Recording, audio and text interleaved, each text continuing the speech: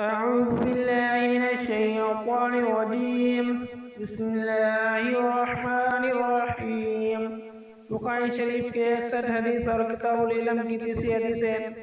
قال حدثنا قتيبة قال حدثنا إسماعيل بن جعفر عن عبد الله بن دينار عن ابن عمر قال قال رسول الله صلى الله عليه وسلم إن من الشجر شجرة لا يسقط ورقها وإنما مثل المسلم فحدثني ما يفوقع الناس في شجر البوادي قال عبد الله ووقع في نفسي أنها النخلة فاستحييت ثم قالوا حدثنا ما هي يا رسول الله قال هي النخلة۔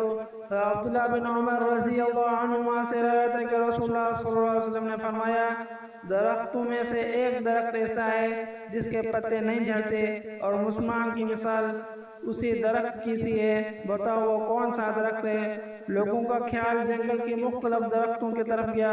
عبداللہ بن عمر رضی اللہ عنہ فرماتے ہیں میرے دل میں آیا کہ وہ کھجور کا درخت ہے، لیکن کم سنی کی وجہ سے جواب دینے سے شرما گیا۔